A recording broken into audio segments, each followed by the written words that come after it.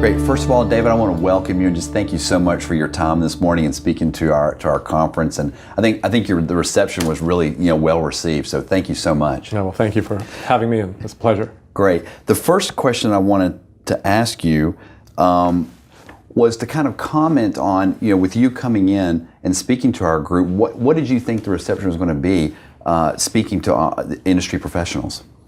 Well, I guess what I've seen is that both from my own experience when I was searching for treatment for my son and also in my research, visiting programs all over the country, I really have come to know that there are so many people who are just devoted to this world, and they're in this because they really care. Either they've been impacted themselves or they just care about the problem and they want to do some good. And so I sort of expected, I knew that this was a gathering of people who do that work, and so I was expecting people who are and were committed, and that's exactly what I found. I mean, one of the great parts of today wasn't when I was actually talking, but was when I was able to meet people before and afterward.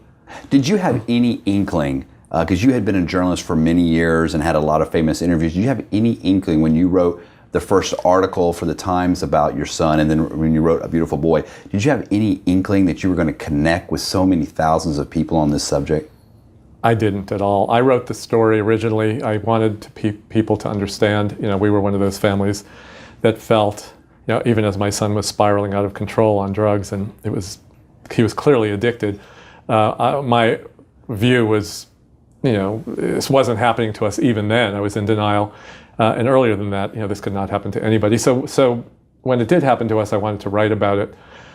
And it was partly to instruct, I think, educate a little bit, but also there was also, I think, a part of it that was just about me. I mean, I wanted to process it in some way, and that's what writing does for me in some ways. So I wrote it, published it, and had no idea that so many people were going to be touched and respond. And it really was, what it was telling me. It wasn't about the way I wrote it, or it was about the fact that people were so grateful to talk about something that they were hiding, that they were not talking about. This whole idea that we talk about in this world about you're as sick as your secrets. A lot of people were sick, physically sick sometimes, not just emotionally sick, because they were carrying around this intense burden of living with addiction, whether it was their own or someone they loved. You mentioned in your speech that you thought that and I'm going to use the word industry, but you thought that really that we were at a tipping point when it comes to addiction and mental health. Could you kind of explain what are some of the factors that you see moving us to that tipping point? Sure.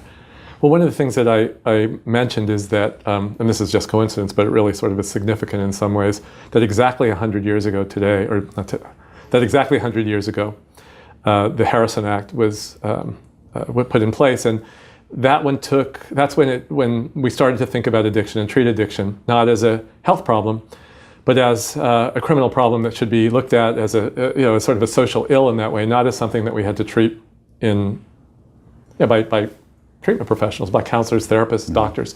100 years later, we are shifting back to the model that acknowledges this disease as a disease.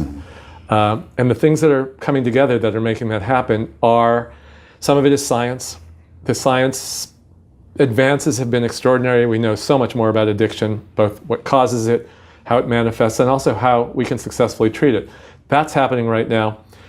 The rollout of the Affordable Care Act is huge because of two things. One of them is just the message that communicates. We are now insuring people for mental health and addiction specifically.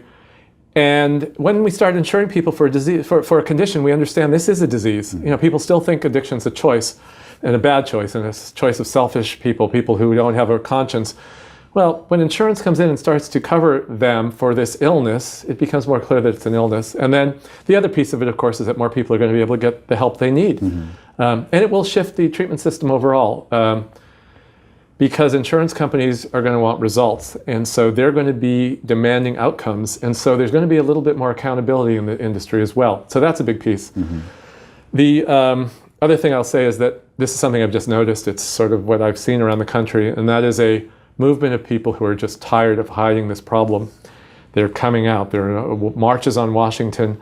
There are groups of people lobbying their legislators for addiction-related legislation. So the combination of these things mean that something is different. None of these things could have happened even 5 years ago, never mind 10 or 15 years ago. Something's changing. It feels incredibly positive and hopeful, which doesn't mean that we don't have a lot of work to do and a long way to go. Mm-hmm. You alluded to, you use the word secrecy. Mm-hmm. We have something a line that we use in our Heroes in Recovery movement, that anonymity is mm-hmm. not secrecy. Mm-hmm. And I was wondering what your comment would be toward that. Yeah, I think that part of what's happening now, I think, is a movement where people are questioning partly why is there this stigma around this disease? And part of it is because we keep it secret. There was a stigma around cancer. It's hard to realize that. Everybody knows it's a disease. We don't, if somebody in our family has cancer, we talk about it, we commiserate, we go to support groups, our neighbors bring us, casseroles. Mm-hmm. If somebody has addiction, we don't talk about it, we hide it because of the shame. And there has been a tradition in the way that we have treated this illness that insists on anonymity, and that definition, that concept, I think, has been misunderstood in some ways.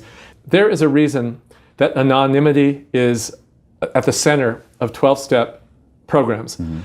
Because people, first of all, have the right to their privacy. Some people, if they are known to be an addict and in recovery, they'll be discriminated against in work, whatever. Mm-hmm. There also is a piece of treatment, I think, that I understand from treatment professionals, that there's this idea that sort of the personality that is somehow resistant, the fact that a person is an addict can get in the way of treatment, and part of it is about ego, and they have to sort of work to, and so I think there's something symbolic there.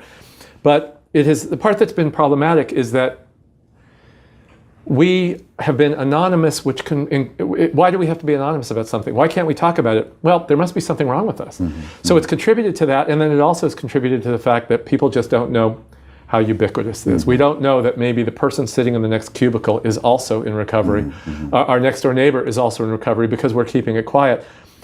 So there's a difference. And so now we are acknowledging the difference and realizing that there are people out there who are not only saying, I have this disease, they're not only saying I have this disease and I'm in recovery for this disease, but I'm proud of the fact that I'm in recovery. Mm-hmm. And suddenly the conversation changes. Mm-hmm. It becomes very positive.